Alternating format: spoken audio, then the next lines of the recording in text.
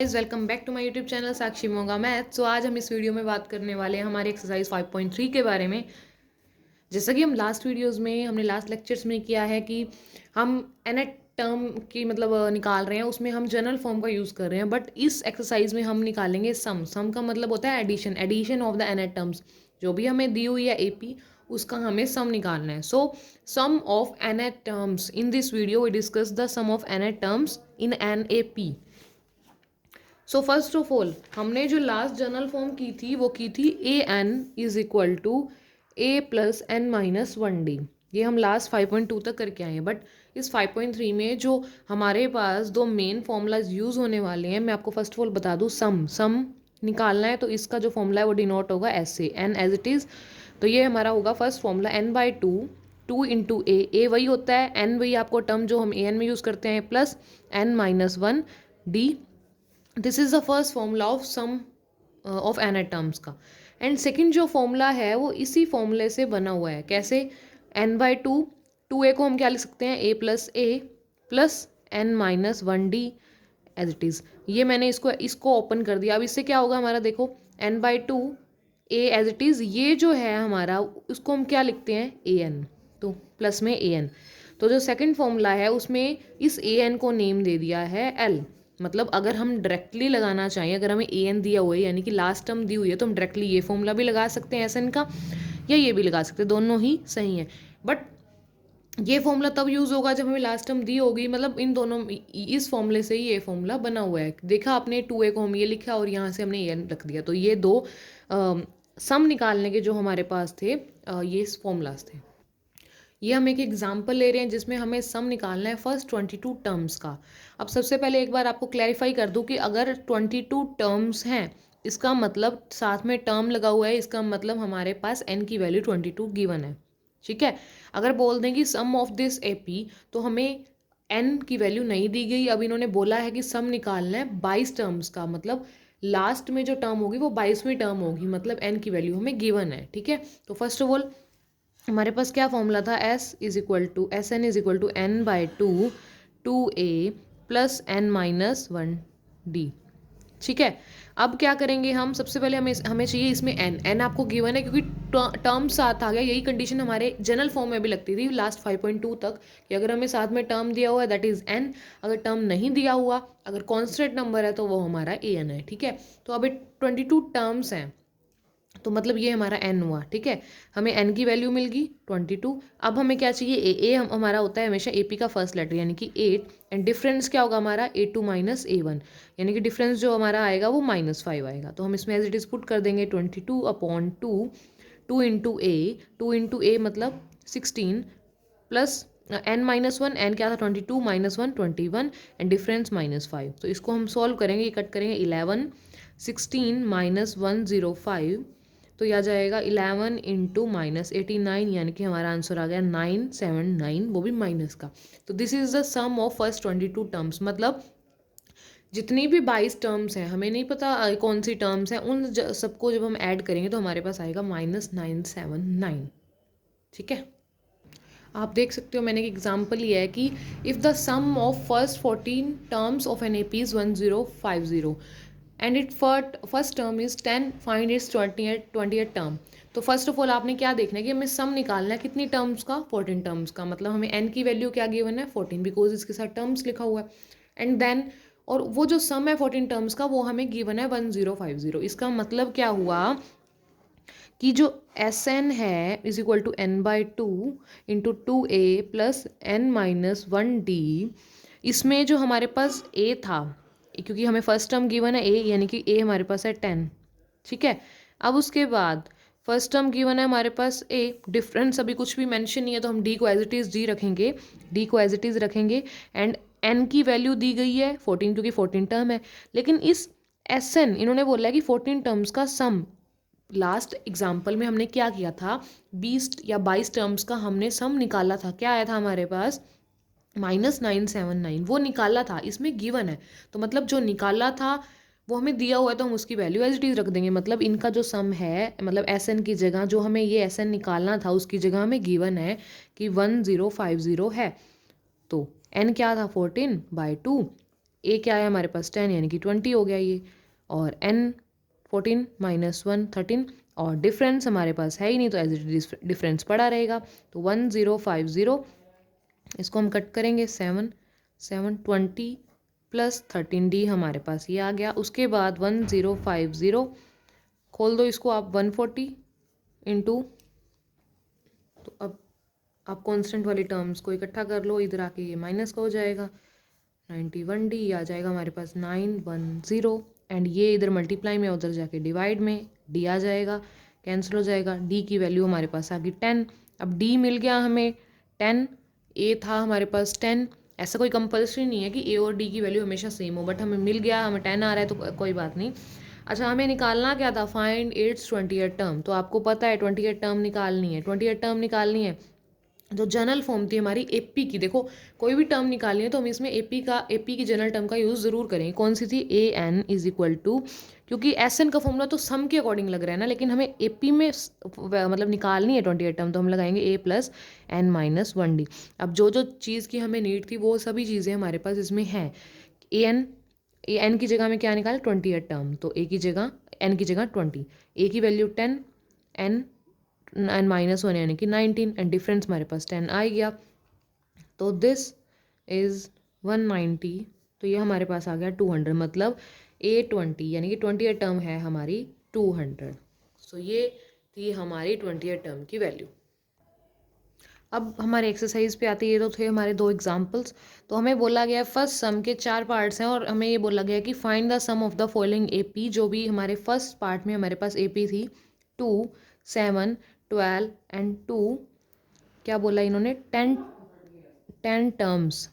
ये हमारे पास 10 टर्म्स हैं। तो आपको पता है कि टर्म साथ लगा हुआ मतलब n की वैल्यू है, डायरेक्ट आप फॉर्मूला पुट करो, s n is equal to n by 2a plus n minus 1d।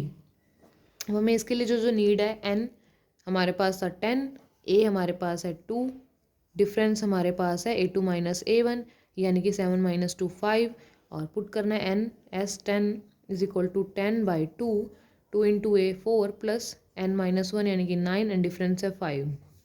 तो s 10 is equal to 5 4 plus, तो ये हमारे पास आ जाएगा दिस, मतलब 10 जो टर्म है एपी में उनका जो सम है वो है हमारा 250। सॉरी, इधर आएगा हमारे पास 49, 5 multiply 49 is equal to 245, 245, it is 245 because 4 plus 45 is equal to 49। So this multiply this, 5 9 is 45, 1245, this is our answer 245। So next इसके जो सेकंड और थर्ड पार्ट है वो एज इट इज़ है, और वो आप कर सकते हो। उसमें मेंशन माइनस का है इशू और डेसिमल का है, तो वो भी मैं आपको दिखा देती हूँ। जैसे कि हमारे पास एपी गिवन है -37 -33 -29 एंड अप टू 12 टर्म्स। ठीक है, अब आपको ये ध्यान रखना है कि इसमें देखो 10 लास्ट में दिया हुआ है, तो इसका मतलब ये नहीं है कि ये लास्ट टर्म है या ए एन है, क्योंकि इसके साथ टर्म मेंशन है और यहाँ पे आगे कॉमा भी यूज़ किया हुआ है, तो ये इन्फॉर्म किया हुआ है कि 10 टर्म्स इसके अंदर है, तो ये एन है हमारा। ठीक है, अच्छा हमें क्या चाहिए, एस एन के फॉर्मूले में ए चाहिए। ए हमारा क्या है, first term -37, difference is A2 minus A1, मतलब -33 माइनस 37। ठीक है, तो -33 minus minus plus -30 plus 37 minus 33 कितने हो गए 4, तो डिफरेंस हमारा हुआ +4 यानी कि प्लस का 4। ठीक है, अच्छा उसके बाद हमें चाहिए एन हमें गिवन है 12, तो हम डायरेक्टली फॉर्मूला लगाएंगे एस एन यानी कि 12 is equal to n by 2 यानी कि 12 by 2 2a this multiply this, minus का 74 प्लस n माइनस 1 यानी कि 11, और डिफरेंस हमारा 4, तो यह आ जाएगा 6 माइनस का 74 प्लस का 44, तो यह आ जाएगा 0 क्योंकि माइनस होगा, प्लस माइनस माइनस माइनस का 30, तो यह आ जाएगा माइनस का 180। This is a sum of first 12 terms of an AP. अब कर रहे हैं हमारा थर्ड पार्ट, जिसमें कि हमें डेसिमल्स में दिया हुआ है, हमें इनका सम निकालना है। अप टू 100 टर्म्स है, मतलब n हमारे पास गिवन है 100, एंड हमें नीड है ए की, तो ए हमारा first, this is 0.6 and then difference यानी कि A2 माइनस A1 यानी कि 1.7 माइनस 0.6 यानी कि 1 यानी कि 1.1। ठीक है, अब हम एस एन का फॉर्मूला लगाएंगे। S n is equal to n by two into a plus n minus 1D। तो एन हमारे पास है 100 एंड एन 100/2। मैंने फिर वही बता रही हूँ, जिसके साथ टर्म लगा होता है वो हमारा एन होता है, एंड विदाउट एनी टर्म लिखा हो, कॉन्स्टेंट नंबर हो, तो वो हमारा ए एन यानी कि लास्ट टर्म होती है यानी कि एल। ठीक है, तो ए की वैल्यू हमारी क्या थी 0.6 एंड प्लस एन माइनस 1 यानी कि 99 एंड डिफरेंस हमारा था 1.1। ये कट करेंगे आ जाएगा 50 एंड दिस ये हमारा हो जाएगा, तो ये हमारा जाएगा 1.2 प्लस दिस मल्टीप्लाई दिस। तो आप क्या करोगे, इसको पॉइंट खोल लो, 99 मल्टीप्लाई करना है इसको इसके साथ, तो इसको लिख देंगे 11/10। डेसिमल मैंने कर लिया 50 इंटू 1.2 प्लस हमारा, तो ये हमारा आ गया 1089/10। अब 50 एंड 1.2, इसको हम इसका डेसिमल कर लेंगे, 10 को ऊपर ले जाए 108.9। अब इनको आप ऐड कर दो, क्योंकि हमें ब्रैकेट पहले सॉल्व करना होता है तो हम ऐड करेंगे।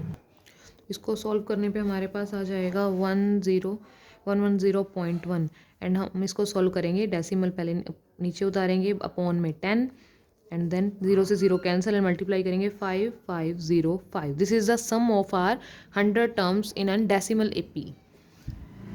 सो अब हमारे पास आया इन अ फ्रैक्शन सम, जिसमें हमें सम निकालना है। तो सबसे पहले देखो 11 टर्म्स का हमें बोला गया, तो मतलब n हमारा है 11 and then we need a, तो a हमारी first term 1/15 and difference A2 minus A1 यानी कि 1/12 माइनस 1/15। ठीक है, अब हम इनका एलसीएम लेंगे। इनका एलसीएम हमारे पास 60, तो 12 की टेबल पे 60 हमारा आता है 5 पे, तो 5 as it is multiply and 15 की टेबल पे 60 हमारा आता है 4 पे, तो 4, तो ये आ जाएगा 1 हमारा 60। ठीक है, तो ये हमारा डिफरेंस आ गया 1/60। ठीक है, अब उसके बाद हमें एस एन का फॉर्मूला लगाना है, तो क्या आएगा, s n is equal to n/2 a plus n minus 1D। So n की वैल्यू क्या है हमारी 11/2, 2 इंटू ए को मल्टीप्लाई किया हमने 2/15 प्लस n 11 माइनस 1 यानी कि 10, difference is 1/60।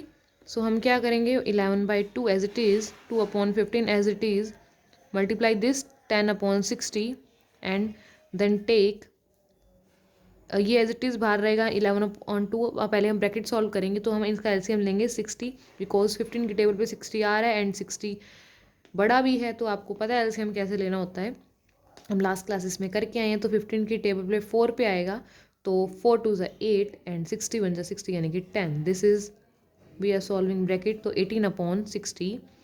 Then you can first आप इसको मल्टीप्लाई भी कर सकते हो और कैंसिल आउट करके भी कर सकते हो, मतलब आप इसको 11 इंटू 18 भी कर सकते हो और पहले आप कट भी कर सकते हो। तो 11/2 पहले मैं इसको कट करूँगी, 2 की टेबल पे जा रहा है, 2 9 18 एंड 2 3 6 30। ठीक है, 3 की टेबल पे 3 3 9, 3 10 30, 11 into 2 multiply 3/10। So our answer is 33/20। This is the answer. So this is the answer of the sum of 11 terms in an fraction, 33/20। सो ऐसे ही अगर कोई भी सम आपके पास आ जाए, इफ वहाँ पे मेंशन हो कि आपको टर्म्स गिवन है साथ में, यानी 13 टर्म्स 14 टर्म्स, तो आपको इतना ध्यान रखना है कि वहाँ पे हमारे पास n की वैल्यू मेंशन है, टर्म्स अगर साथ में लिखा हुआ है। ठीक है, कि हमारे पास n की वैल्यू मेंशन है और आप बड़ी इजीली उसमें a and d find out करके आप निकाल सकते हो। But in a next sum जो हमारा है इसमें, उसमें हमारे पास n की वैल्यू टर्म्स नहीं गिवन होंगी, डायरेक्टली हमारे पास a n गिवन होगा। तो उसमें आप क्या करोगे, उसमें हमने करना है कि आप जो सेकंड फॉर्मूला था एल वाला, वो हम मेंशन करेंगे। तो ये हम करेंगे हमारी नेक्स्ट वीडियो में। सो प्रैक्टिस करिए इन सम्स को, उसके बाद हम नेक्स्ट वीडियो में बात करेंगे हमारे सेकंड फॉर्मूले के बारे में। So thank you for watching.